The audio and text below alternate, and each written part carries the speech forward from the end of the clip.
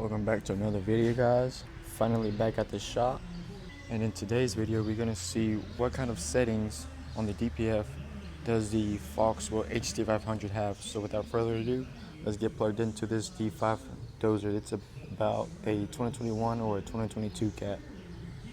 Because this is a new machine, you need the 12-pin cat adapter. And before we get further into the video, make sure y'all go hit the like button if y'all found this video helpful. And if you want to keep seeing videos like this, make sure y'all subscribe and hit the bell to never miss a video.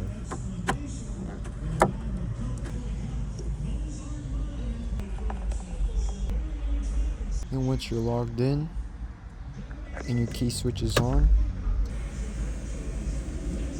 and once you're on home screen, you want to click DPF and then select whatever engine you are working with. In my case, I'm choosing Caterpillar. But before we dive further in, I'm going to show you all of the things you can hook up to. And the most common things are Caterpillar, Chevrolet, Chrysler, Cummins, Detroit, Ford, Hino, Mercedes, and anything GM.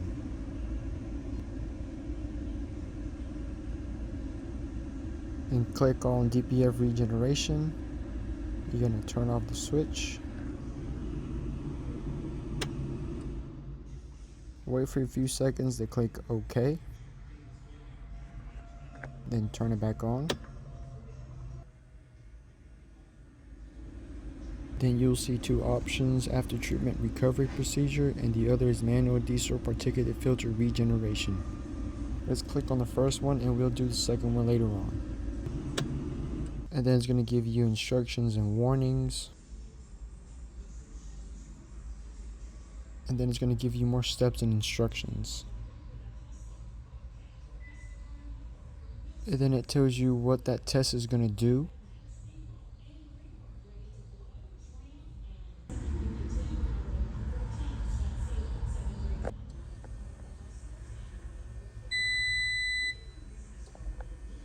So it's in function unsupported on this ECU, but we're going to come back to this later and trying something different. So let's move on to the next setting. And again, it will show you different warnings and steps that you have to follow, and you will click OK for all of them.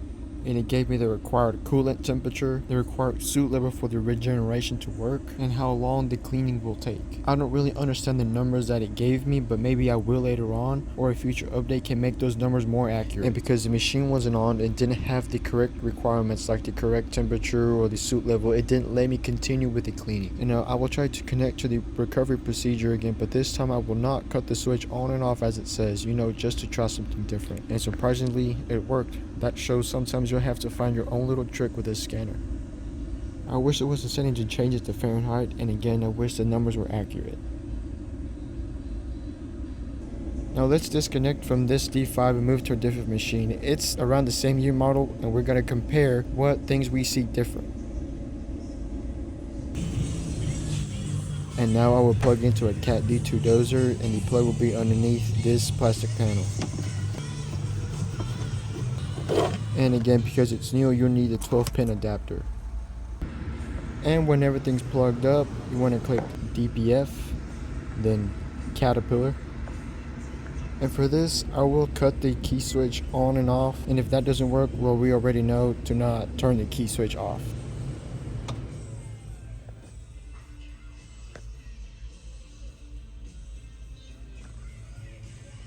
And there is a small difference, and it's that it doesn't have the manual diesel particulate filter regeneration option as you saw on the D5.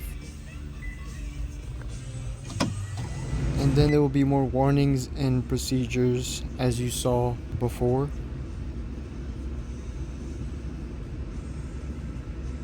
And because the machine was on recently, you can see some real-time temperatures in the after treatment intake gas temperature. And if you click next, the only thing that will change will be number 6 at the bottom, from automatic changes in engine speed to SCR catalyst intake temperature.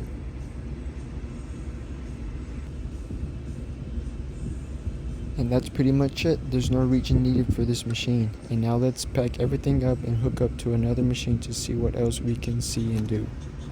And if you haven't already, go to my description and there will be a link to the HD500. And y'all can go see all of these specs and features of the scanner. And if y'all use code DR50, you'll get a $50 discount at checkout. Now let's hook up to this Freightliner flatbed. It's got the ISB 67 Cummins. And you'll need a 9-pin truck adapter. And then click on DPF.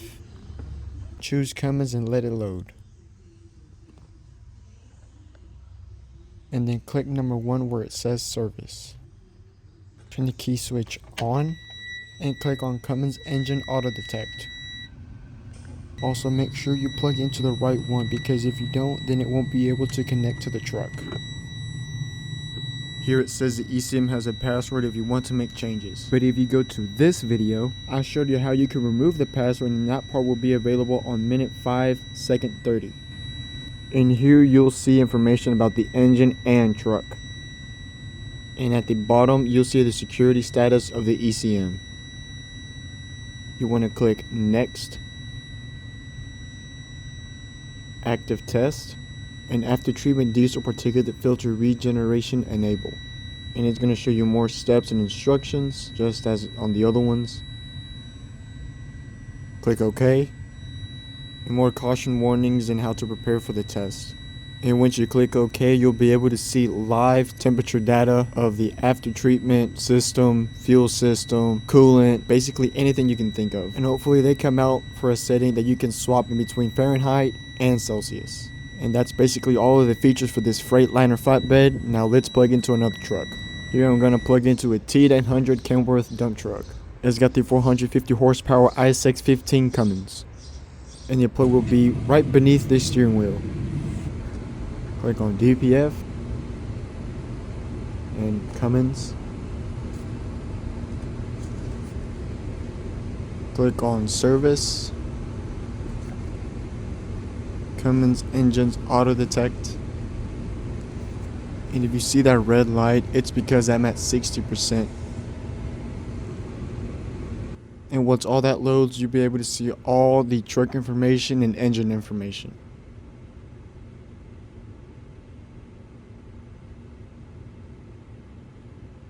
And as y'all can see, this one also has a secured ECM. Click on Next, Active Test, and then on After Treatment Diesel Particulate Filter Regeneration Enable. Then you see more instructions and additional information as before. And more caution and safety warnings.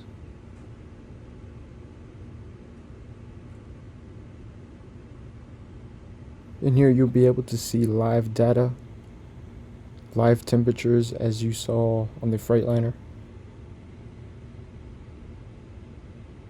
Sometimes it takes it a little bit to load.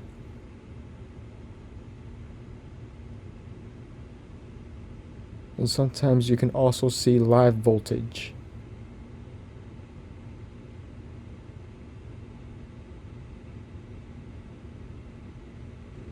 And if you scroll all the way down to the bottom, you'll be able to see all 134 rows of live data.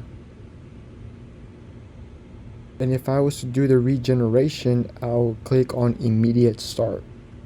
And also you can see right beside it, you can see immediate stop if you don't meet certain requirements like the temperature or any precautionary measures, like if your shop doors are closed and you need to open them for ventilation.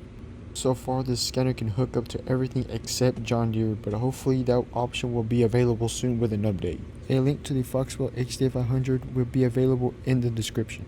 And if y'all have any questions, I will have my email there too. If you found this video useful, make sure you give it a like, and if you want to keep seeing content like this, make sure you subscribe and hit the bell to never miss a video.